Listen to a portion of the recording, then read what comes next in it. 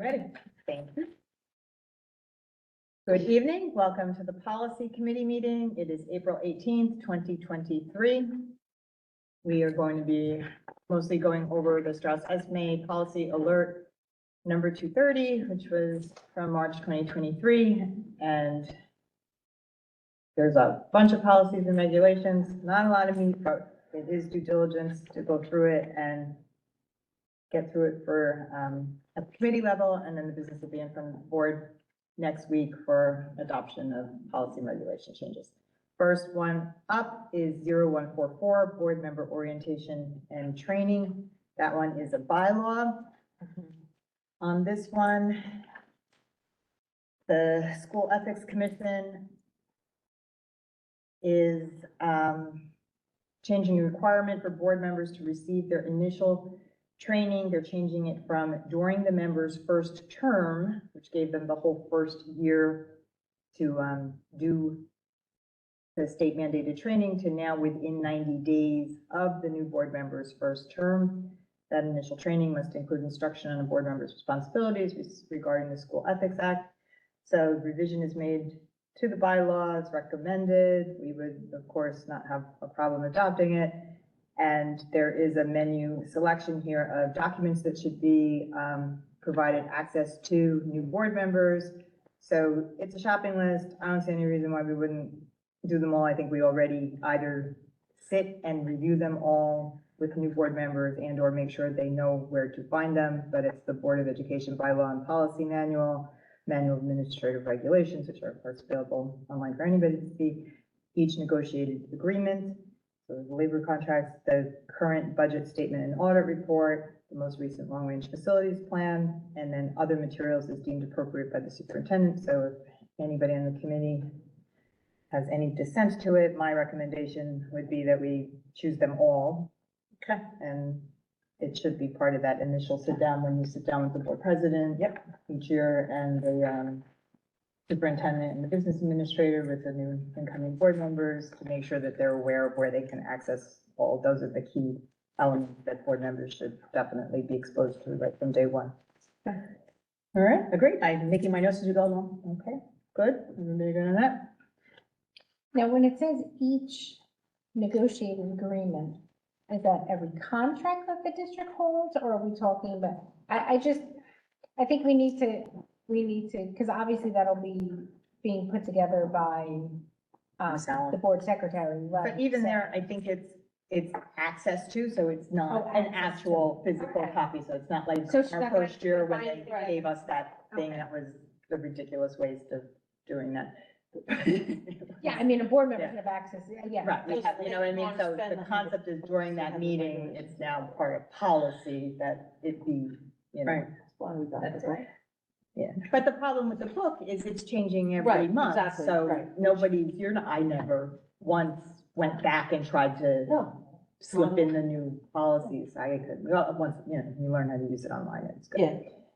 All right, so, That's that. So we will check off all of them. yes. All right, next one up is policy and regulation on instructional supplies, which What's the number? I'm sorry. 2520. Thank you. On this one, it was one that the district never did adopt, but it is now mandated, so we'll. That's easy because then there's no adopt. change. We just take what they want. We take what they want, and the salient change was that it used to, the original policy just had blank spaces in there for you to fill in the names of, or positions of who's responsible for supplies. And now it's just replaced with language that says the superintendent or their designee. So it opens, you know, just makes it flexible and easy. And it's to do with responsibility for the inventory and distribution of supplies.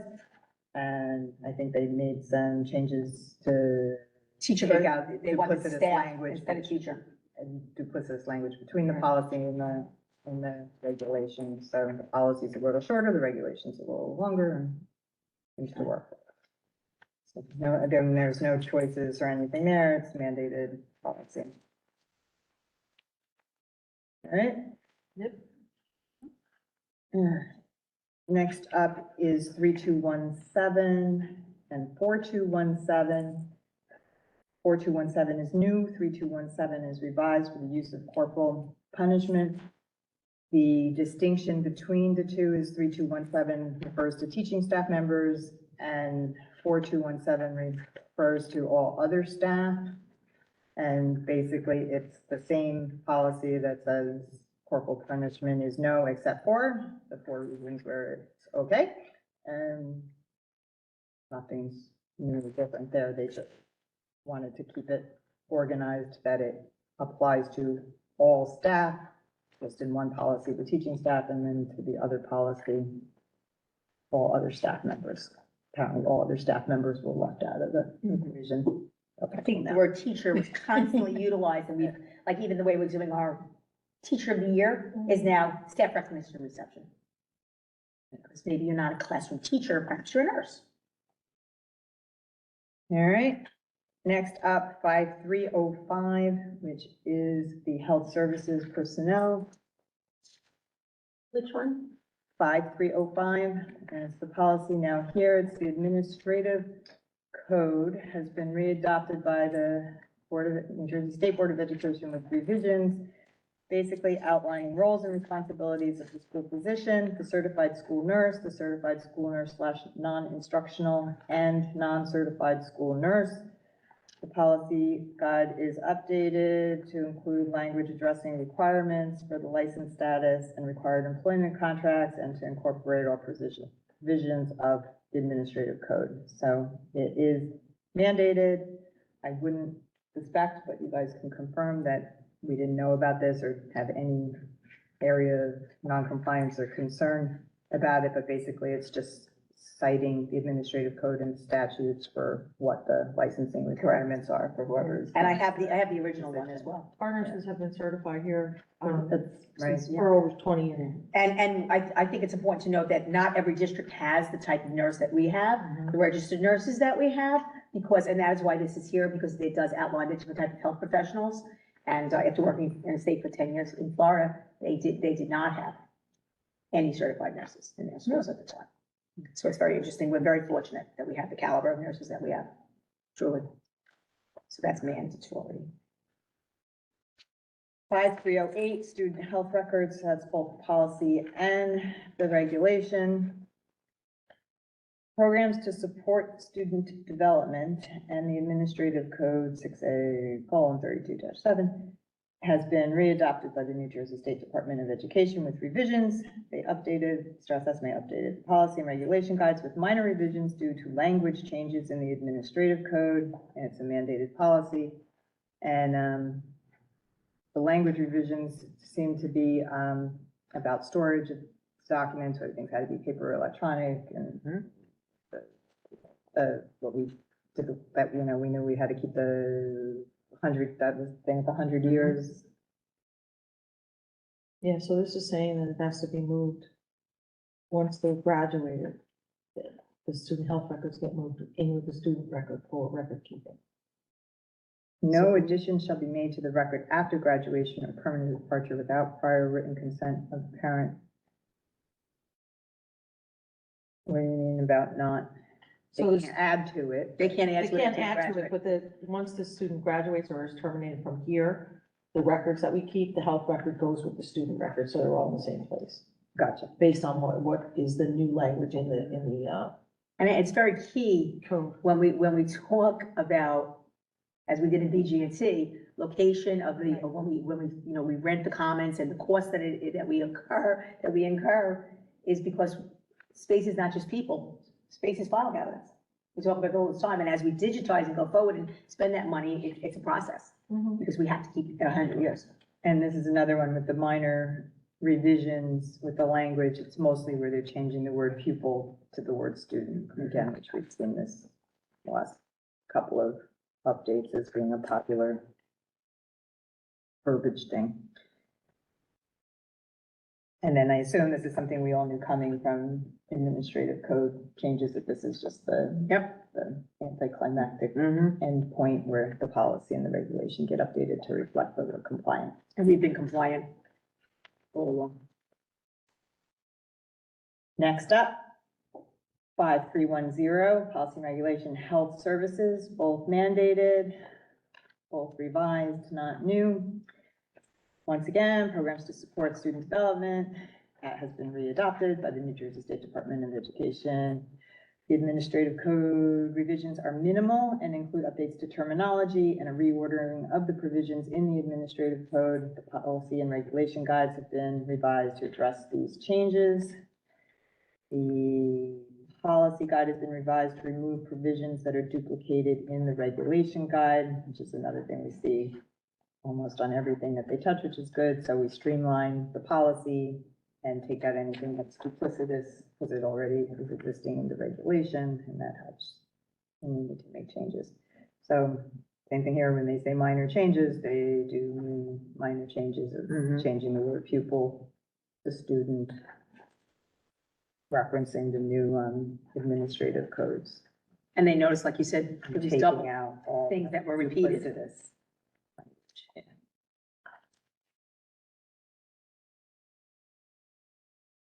This next group, it's like a packet. High school graduation. This cracks me up. No, well, I'm skipping over that one. I'm gonna finish Oh. the Strauss estimate one. Oh, and then okay. come back to it. Reimbursement of federal and other grant expenditures. So policy 6112, reimbursement of federal and other grant expenditures. This is an existing mandated policy that they're revising. Literally, the only thing they're changing is they stopped calling Carl D. Perkins Career and Technical Act of 2006, has been renamed to the Strengthening Career and Technical Education for the 21st Century Act, and the policy has been updated to reflect this. So sorry, Carl D. Perkins, you have been canceled and stripped of your title. But literally, the only thing. 6115.01 is a new regulation guide mandated the federal award/funds internal controls allowability of costs policy. So on this one, this was where you can designate a grant administrator. School district should have a procedure regulation to include a description of the process used in the district for grant and budget development through the closeout of a grant. So they recommend the district's regulation should include a required training tool and a guide for employees to be developed locally by the district. On this one, it sounds like it's all, stuff we already do, right? Correct. That's just part of how we manage grants or whatever, but it is covered now in a regulation, but I don't think there's anything in here that's a surprise or that we're not compliant with or already. So probably they've going finally, above and so beyond. they've required a regulation of something procedurally that we've always done. And now they've, kind of like when we do things in advance of when it's required. Also new and mandated is policy 6115.04, federal funds duplication of benefits. And on this one, it puts the burden of identifying duplication of benefits into the hands of the local education authority. So down at the district level, we're supposed to make sure that any grants and monies that we're receiving, that we know what they're for, that we know how much the need was, and if we happen to be getting monies from multiple sources, that we're not getting more money than the need. For that particular project. So we have to make sure if we have one project and we have two different grant sources and they're both covering up the same amount, that would not be appropriate because if one's already covering, then the other one, and that's exactly what this is. So again, shock almost that this was not covered in the policy somewhere from the state up till now, but there it is. So maybe they were trying to do it on audits or whatever in the past, I don't know, but now that they do put the integrity On the of LEA. keeping the audit down here at the LEA level. All right, the last one in this grouping, also mandated, but it revised policy 6311, the contracts for goods or services funded by federal grants. And on this one, it's saying we could choose a lower threshold than 25,000, but for any contract that's going to be for over 25,000, the district has to make sure they're not dealing with a contractor that's on the blacklist list of contractors that have issues, which is published at this www.sam.gov website. I've actually never heard of this before. I don't know. I assume it's something we do, or that it's just naturally when you're awarding contracts. I think this, actually, it's funny, everything is working out so lovely with all these meetings. So yesterday, Mr. Tague did discuss the concept of the thresholds. Remember, Dr. Lehman? He discussed thresholds. So each company is rated at what their threshold is, and it's based upon, all the money, all the projects on the books, if I remember what he was describing correctly. And they come up with a number, and let's say it's $50 million, I'm just coming up with something, and they bid it on something that was 80 million, they couldn't, they would not be allowed, and I think this is exactly what they're describing in the lower threshold. Does that So make sense to you, Dr. Lehman? on this one, so the purpose of the system for award management, SAM, a blank? right? Page Is isn't to, working, www.sam.gov. it's to provide a single comprehensive list of individuals and firms that are excluded by the federal government from receiving federal contracts or federally approved contracts. So apparently, it's due diligence on our part always to make sure that we're dealing with contractors that Yes. are And in the clean eyes still Yes, of the federal absolutely. government and having. we're very fortunate with our business office as well as with Mr. Tague. They go above and beyond with their due diligence, very, very lucky. And it doesn't work. I just went to the site that was in the regulation and it said, this site is not working, You gotta go to the dark web. apparently. Unless there's a firewall on our website, and that Anything's is not allowed. possible. So I'll check it when I get home. Next up is 7440, policy school district security mandated policy, and it's a revision. Prior to this revision, the district was required to provide the local law enforcement copies of current blueprints and maps of all schools and school grounds in the district. So now changing that now, that it's not just blueprints, that the district should be providing their school government resources, critical incident mapping data. And what they consider to be critical incident mapping data is in electronic or digital form, information that assists responders in an emergency, including but not limited to aerial images of the schools, floor plans, including room and suite numbers, building access points, locations of hazardous materials and utility shutoffs, and any other relevant location information. I have no idea what we provide to them, but I know we have a good relationship with them where We're current with the blueprint side of things. That is a relationship we have with them. All the districts in the state are going through a digital mapping process. It's a grant funded, so we, in phases, have been coordinating with the state contractor, and they come on site and they map our schools. And then we have that as a resource, and that is, I believe, what they're referencing here, which is why they're changing the policy, because the entire state is requiring public schools to use these companies that they've already contracted with at no charge to the district, have everything mapped. So now they're syncing up the new requirements that they put in place with what we should be providing to the police Great, so department. now this is ongoing, something that's happening so far as our status with. So we are in the coordination piece. I have to check with Mr. Tague. I don't believe they've come on site to do our mapping. You know, we have like an aerial PDF files. You've seen them as like the things. And so we have that, but they're gonna come in and do a whatever mapping, whatever it looks like. And we've been to two kind of, I guess, coordination meetings. Mr. Selby's attended them. Mr. Tague's been in contact with the company itself, and they'll come in, they'll do the work, they'll give us the data, and we will, you know, Upload and share. share it with. And the share goes with police department and up into the county and state, or it stops We, with the we, police we department? share with the police department, and then they, you know, they have requirements to share in other Because locations. they're contracted by the state, not by us.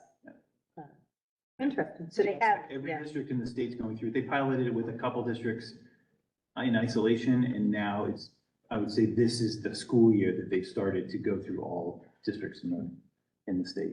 So it's just another layer of security, and I think it's everybody knowing that if something were to ever happen, it's a coordinated response Yeah. from Confident. anything in the surrounding areas and other states and stuff, they would all be on site. They needed these tools instead of every district saying, here, I got photocopies, this is what you need. They have a database. Now, is it something for moving forward that there's any kind of burden on the districts to keep these documents updated? Or is this a I would service the think state's yes. gonna keep providing for You know, No, it's a good change question. Yeah, all let's the say time. we had the referendum passed and then our building profiles and layouts changed, or we did additions, add trailer, whatever we Right. do. I don't have an answer sitting here. I would imagine we always, if we have something change, we communicate with the PD anyways. And they come on site to do trainings as well. Mhm. Again, that's the benefit of a good relationship between the district and the PD, Right. the local police department. Not every district has that kind of relationship. But I would imagine there is some level of, maintenance and keeping things up to date. Yep. All right, next up is, policy 9100, public relations, which gets abolished.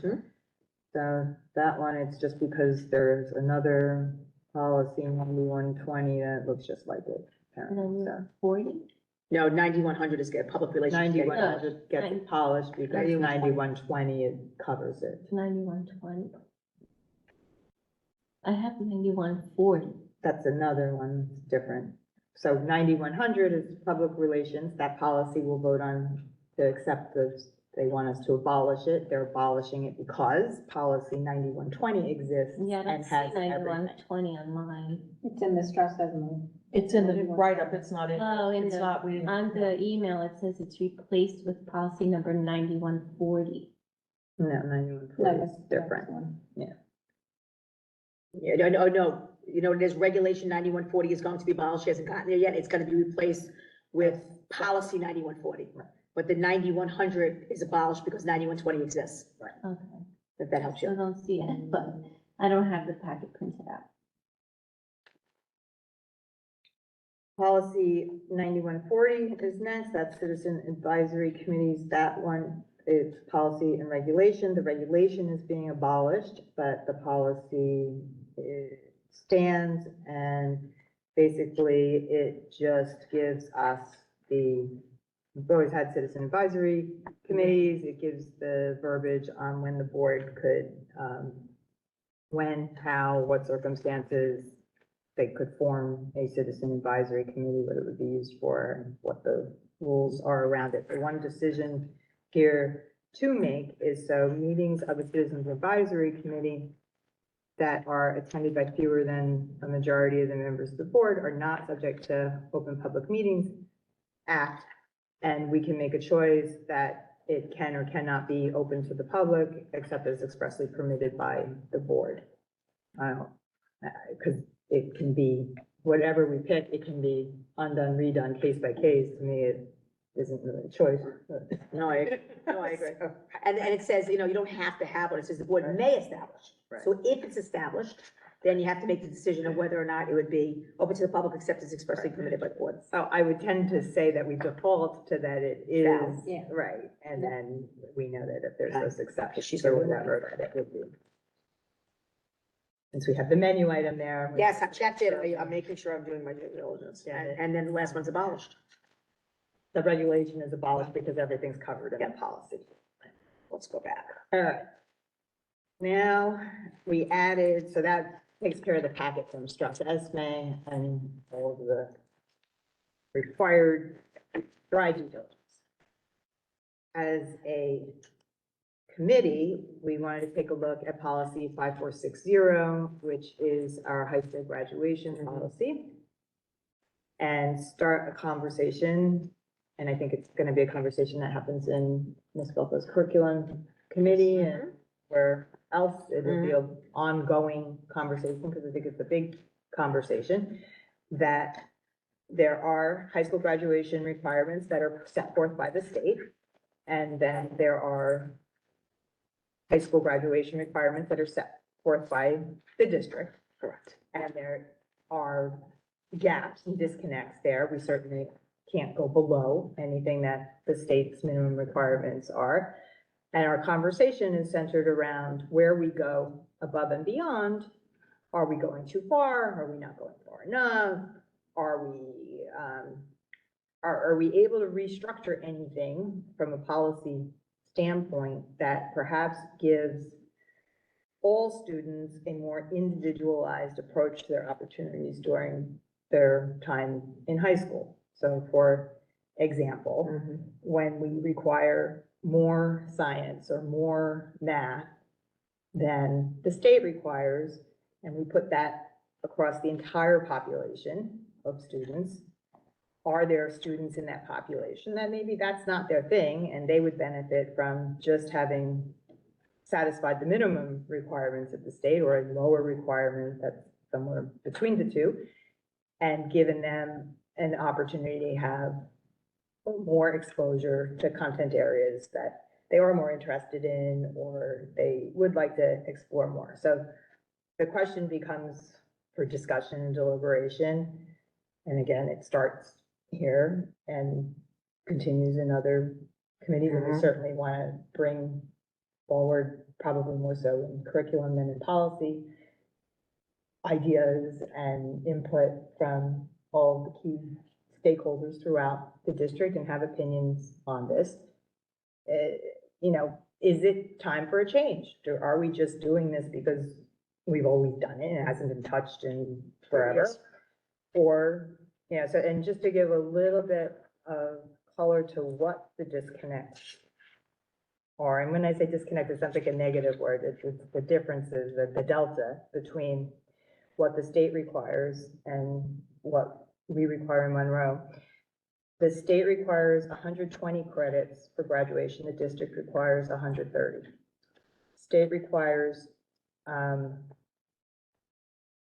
15 credits for math, we require 20. And we do allow a technology or fourth year of science to meet the math requirement. In visual performing arts, the district is 10 credits, the state is 5. In world language, the district is 10, the state is 5. In financial literacy, the district is 5, the state is 2.5.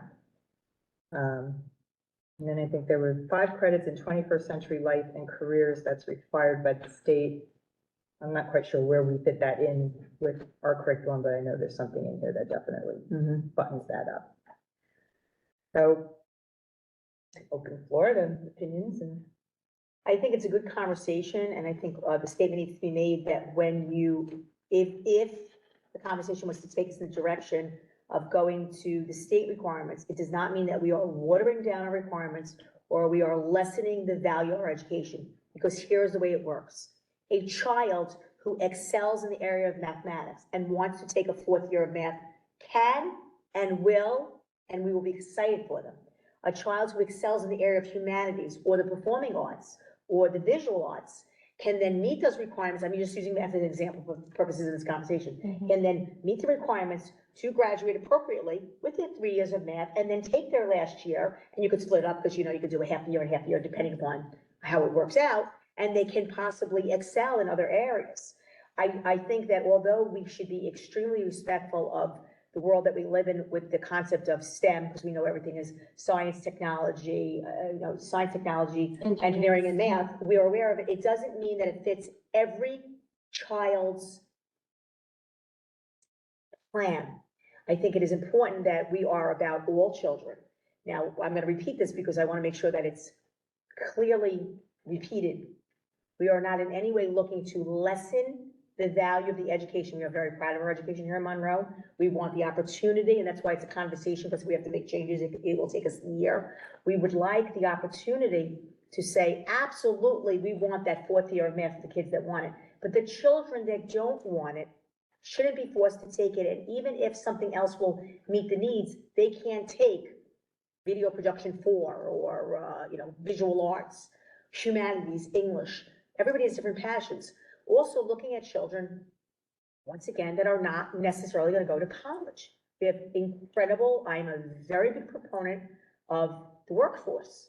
You know, it doesn't mean that your child has not been successful if your child winds up becoming a plumber or an electrician or a contractor or a landscaper. If children choose to go to college and then utilize that degree in an area of plumbing, electric, engineering, I think that's even more fabulous, because sometimes college gives children an opportunity to grow up a little bit, sometimes a 2-year college, but we shouldn't say it's all or nothing. And I think the way we have it right now, it's very much an all or nothing system. And I don't think that's fair to the diversity of children that we have. When I started this conversation, I want to say 3 curriculum meetings ago. And I just asked the question. I didn't even put anybody on the spot. I just happened to ask the question, and Ms. Gasco happened to be sitting where you're sitting, and I just happened to ask the question. It wasn't directed towards her. She just happened to be responding. We were talking about math in different classes, and she really didn't know. Right. And I don't expect her to know, and I'm fine with that. That's okay. Right, but that's to me, that's a telling answer. We've always had it, but we don't know why. I don't mind to have. Please do. To me, I think that's a telling answer, because we shouldn't just be doing something because that's because we've been doing it that way for so long. And to me, I feel like you do with the math requirement, using math as an example, and there's one other that is 4 years instead of 3. Well, there's a whole, we have 10 Science, more things like that. credits Required. than the state, so We do, are we right. just discussing the math? No, we're discussing, no, I This just is said the this whole thing, which example. is why I wanted to But bring so another we're example, like, Like these to 10 me- different credits, how does that But translate? it's not just that, because we require 130 credits for graduation, but the kids are really getting 160 credits if they're here for 8 blocks. for 5 That's what I minutes. mean, like, how is it gonna look, like, on the schedule with 10 less credits? So we talked It's a not little 10 bit. less credits though, because If we go remember, from we're 130 already to serving 160. up 160 where Right. we require 130, so Yeah. it's can fail, I guess. Right, that leaves Starting- room- that leaves a Okay, I cushion got it. Got for it. failures or. And it leaves a cushion for electives, things that maybe you want to take because you're still in Right, school. which would still give you credit. Correct. And we had a nice conversation, so Dr. Lehman and myself, and Dr. Higgins from the high school, because we have 2, we started to have a really good conversation. He's 150% on board to say, let's start the conversation, but you brought up a very good point, Carmen, Carmen. It's, everything we discussed tonight is domino.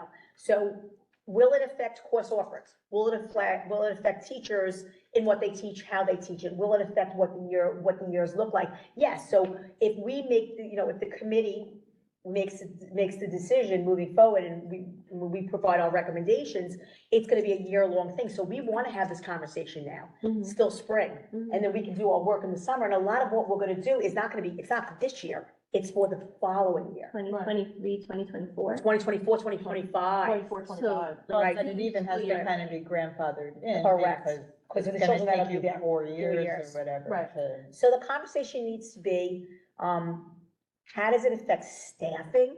How does it affect room usage? How does it affect all these things? But if you ask me, regardless of how things are affected, it has an effect on children. Yeah, that's. my Because question. I really am very passionate about, we are not watering down anything. We are not taking anything away from children. If you have a child, and we will have many of them that want to continue to do this, good for you.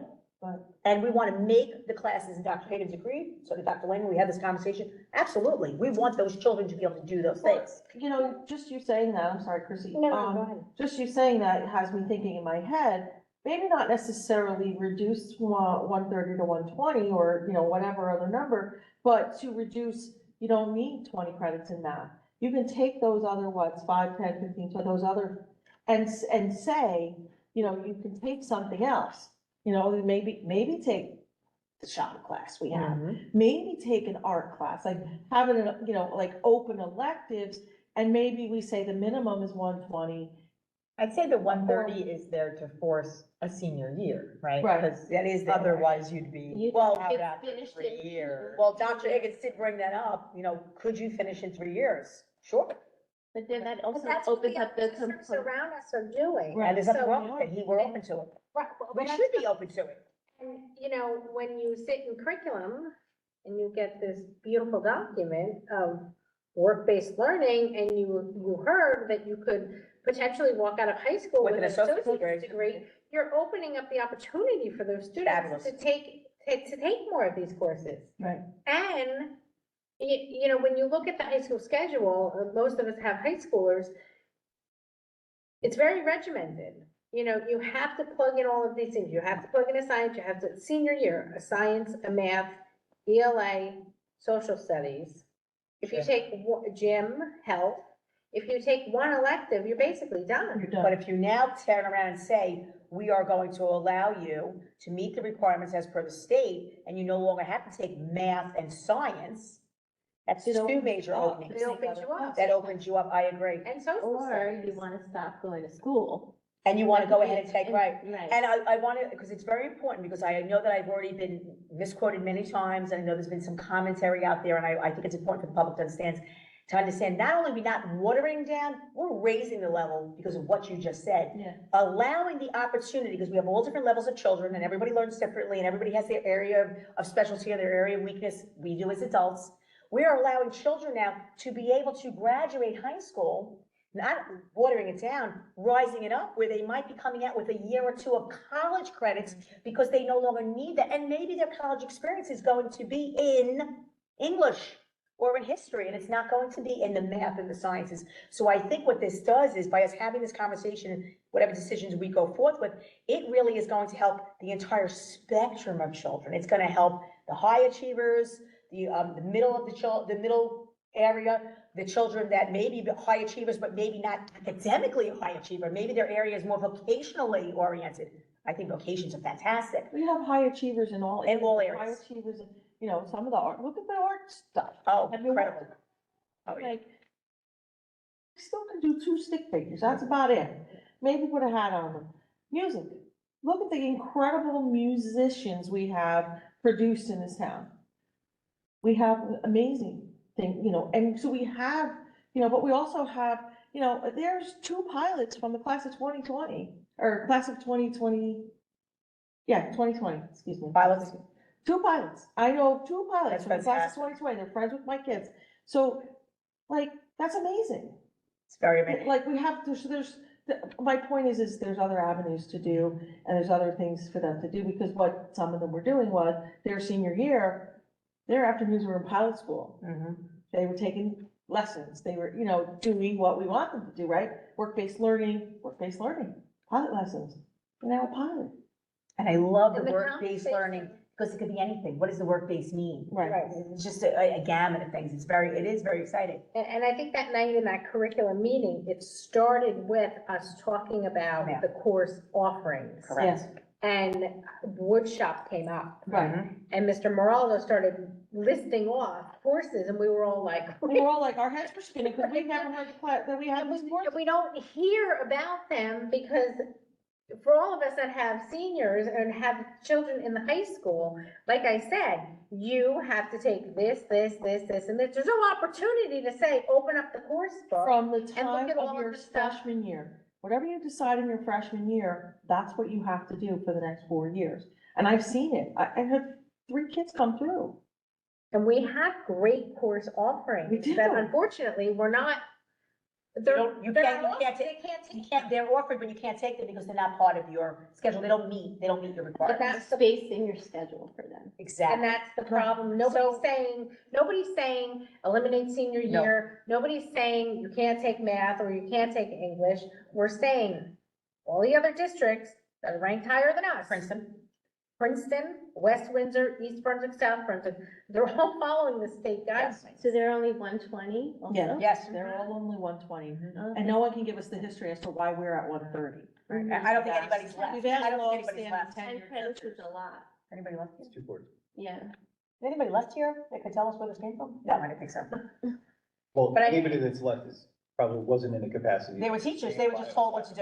Right.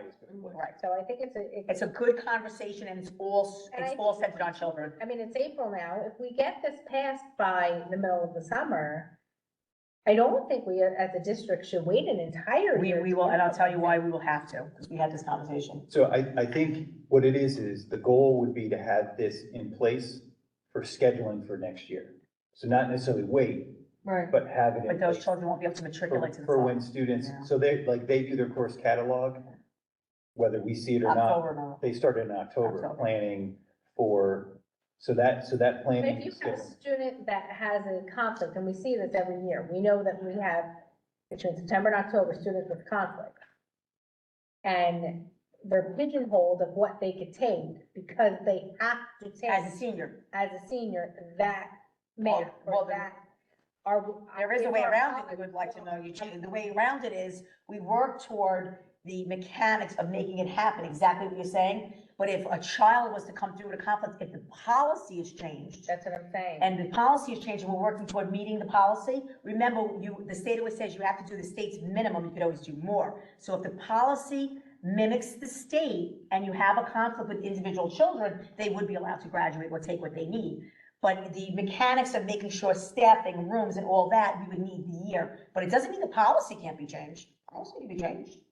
Because if the policy is changed, because remember, policy is what dictates what the superintendent is allowed to do. I can't just, because I'm the superintendent, I've decided that we Well, only need so 120. Karen, as the chair, what if we asked the administration to look at the policy and see where they could, Absolutely, Reduce- we're not writing. Yeah. right, no, Oh, where they could reduce and make it 120 and. And say at a minimum of, so that means the people that Minimum are of currently 120. there meet the requirements when because it is, So it that is, those that are starting This affects our in, sophomores. so if we can do this before. this affects, yes, our sophomores will be seniors. That person who has the conflict will no longer have the conflict because they won't need it. Right. So, and I think As a that, transition year. And I think that, the major players, Dr. Higgins, myself, and Zach, and Ms. Meralda, we're all on board. He's very excited. We've had this conversation. Dr. Higgins is very excited because when we asked the question, where did it come from? Nobody knew. Nobody knows. And it's like the Carnegie unit. So everyone's on board? Oh, Are you yeah, spoken to? absolutely. Absolutely. We started to have the conversation. We just need the time. And I think you're absolutely right. His course, his building, his course selection, he starts working on it in October. Well, they craft the classes, they redo, they update all the descriptions and, so one of the, just as an example, so there's 15 credits required for science.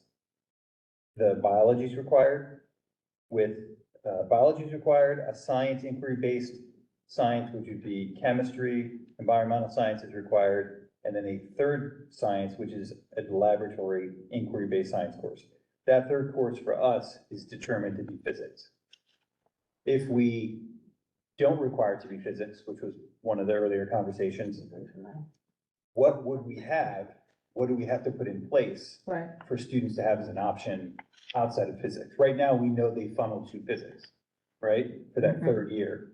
If we pull physics away as the requirement, then Ms. Drust has to look, at staffing or figure out staffing to figure out if more students will funnel to an environmental course.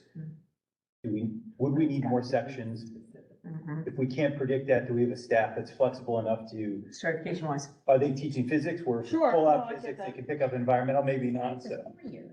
For us, if we could, say if we go to the 3 years. We had science is 3 years, 15 credits. Yeah, State required. according to the We do state, 4. bio, chem, and physics is the track we have for us. Yeah. If we pull back as the mandatory physics, I don't, where does it funnel? You know what I mean? But that provides more flexibility for Right. interest, Right. right? If we're looking for students meeting the requirements and then having more flexibility, we work with Danielle and looking at staffing and course development to see that third year, are there other options to meet that third year? I think it's That's great all. to shake That's up just the a box. general example. Really do. And maybe nothing changes in physics, you know what I mean? Like maybe nothing changes, maybe physics is required. Right, maybe that's the one that we leave. But that's just an example of the things that as us as a team must sit down and look at to put in place. Me too.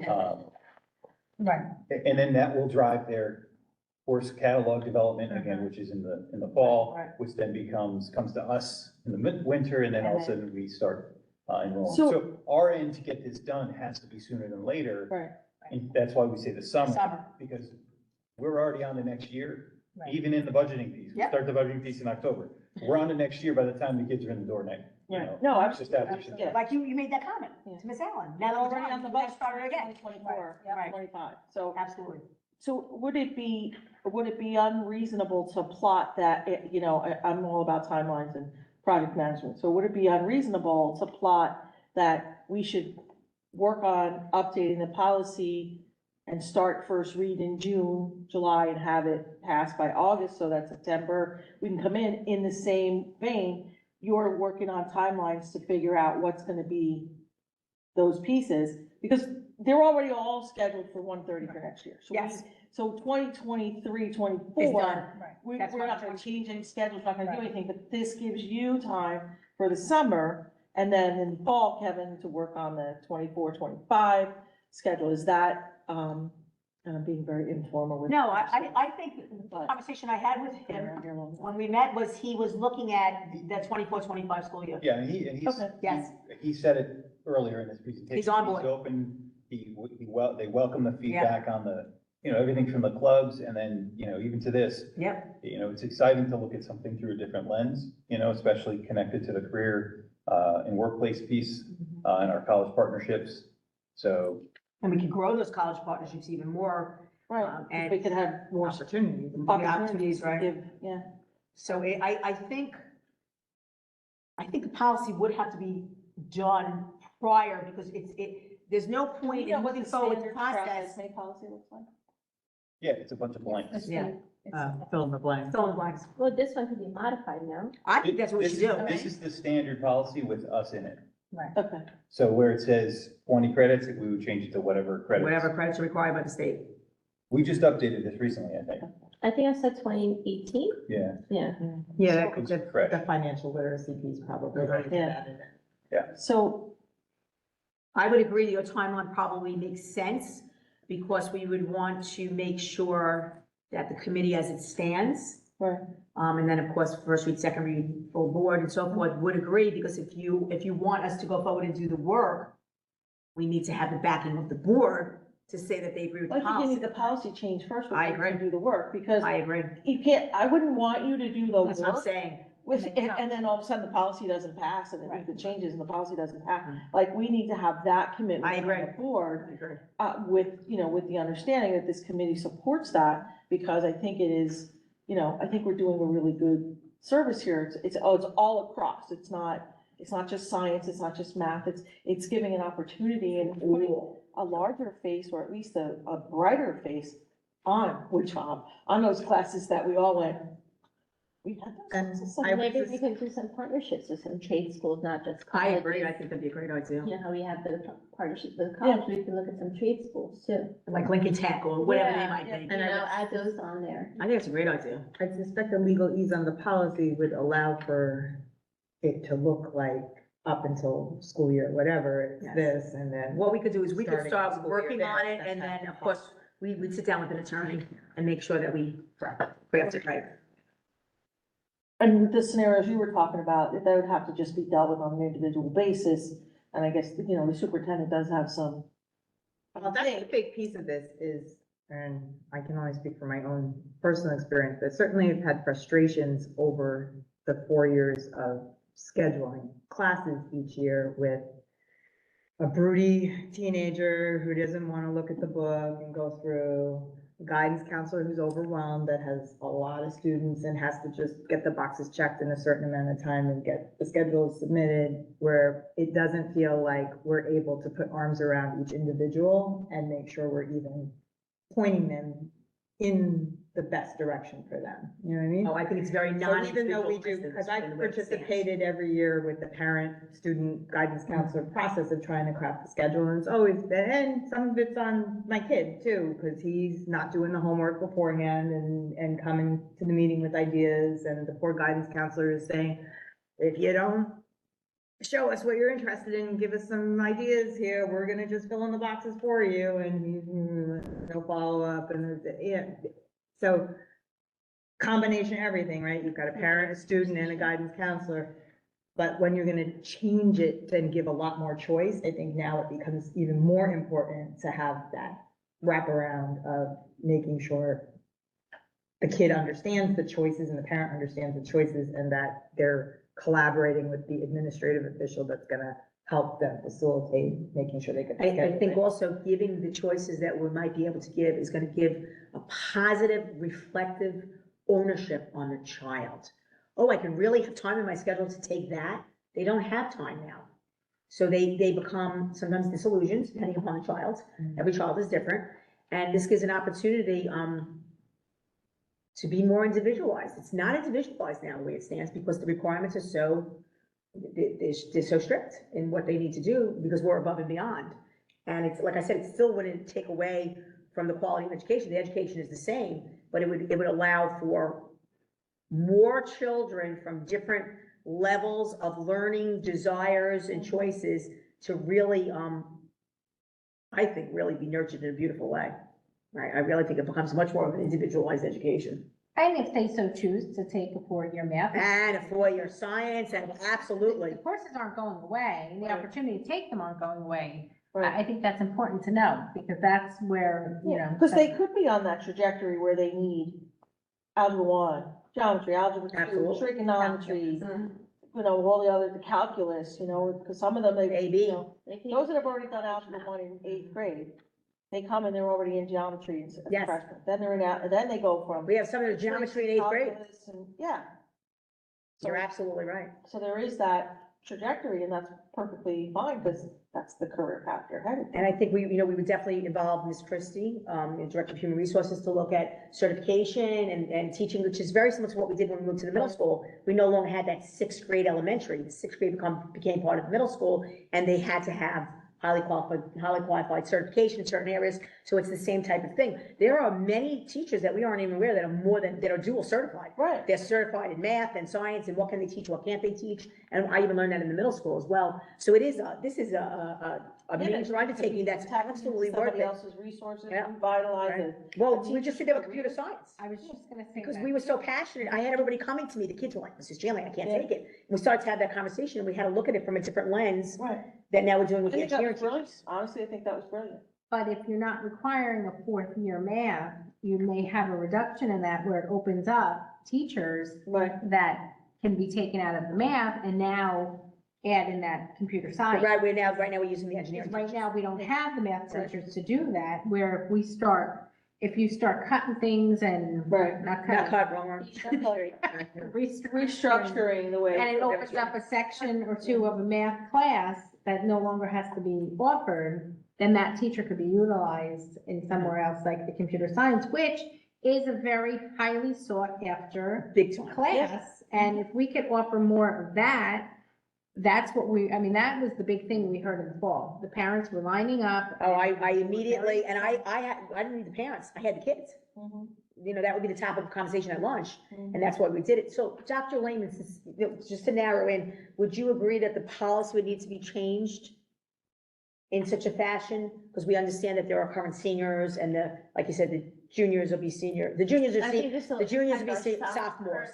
And then it affects the ones that come after because of the change. anyone, right? But I do agree that, you know, we respect the committees. This current committee sounds like they're very excited and interested about moving forward this, so we want to make sure that the policy was board approved, because all the legwork comes as it should.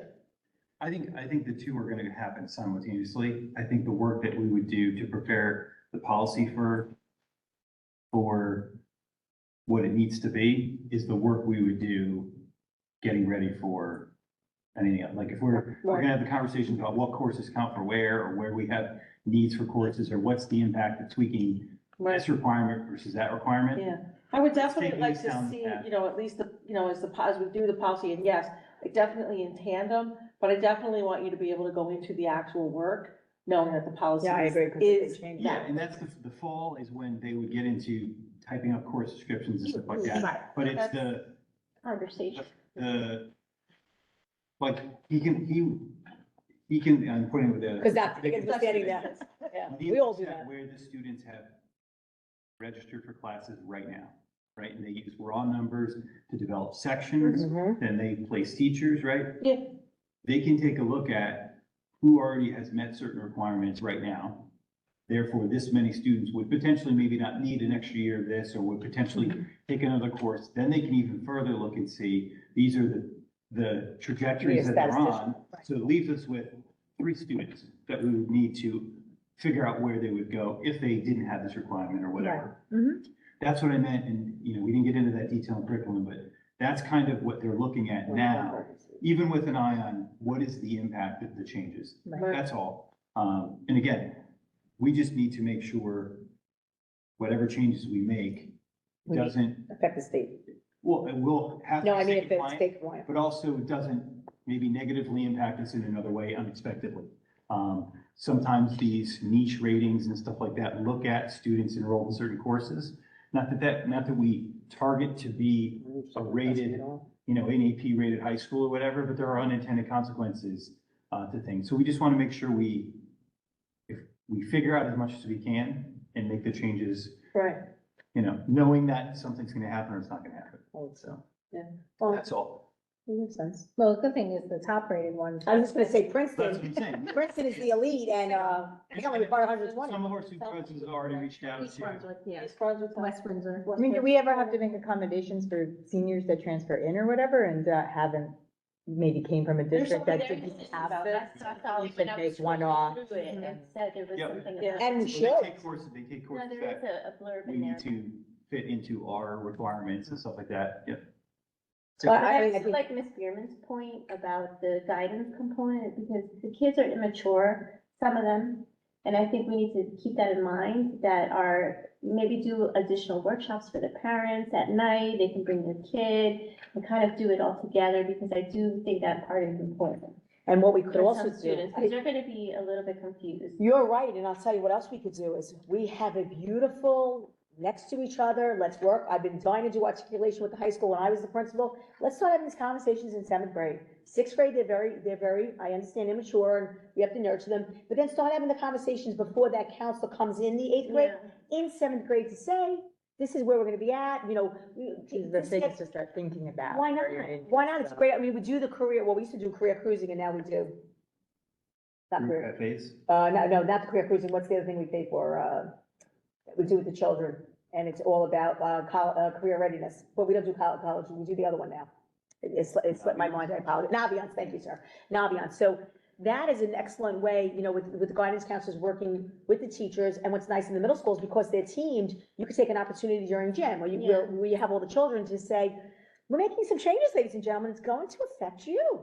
And it's gonna affect you in a good way, and let's talk about what the differences are. It's a great opportunity, we're right next door, and I know that Dr. Higgins and Dr. Higgins have been working much more closely, than we, you know, in the past, because I think, another passion of mine, I think it's very important that we, you know, we're lucky, we have one middle school that goes to one high school, and then we have Yeah. another middle school in Jamesburg, which I haven't forgotten, because we're working very closely with them. Right. We have a meeting on the books, which we might need to change with the supervisors, all of our supervisors and us, to meet with, Mr. Donahue, who's the principal of Jamesburg, as well as Dr. Vellani, the superintendent, and their supervisor. I think they only have 2 supervisors.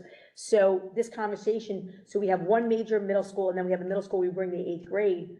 And we also did a very nice job with Mr. Moraldo going down there with his teachers to discuss the electives. So we're very lucky, you know, to the right side and to the left side, you have your 2 middle schools, and you can move forward. I think it's a great conversation, I think children will benefit from it. I mean, it's a lot of work, but I think it's work that's worth it. Work that, just like all the other work that was done, it's all been worth it. It's probably a highlight of committees today. Can we add this to next month's agenda so we can Move it along. move it along?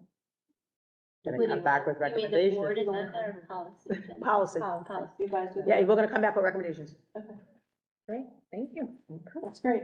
But yeah, it says here that anybody transfers in and can't make their 130 credits, the principal works with them to figure out which, you know. Is, we've had students come either from overseas, sometimes they come from, scenario, they came from a school where they do spring semester, or like fall semester, spring semester, so they do the entire course It's different. in the fall, and then an entire course in the spring, and they don't have, like, we're all, one course all year long, so we have to look at and say, how far along are they, partial credit, that kind of, so anytime someone comes from, even if it's a comparable schedule to us, we have to look at and really analyze credits and things. It's a common practice.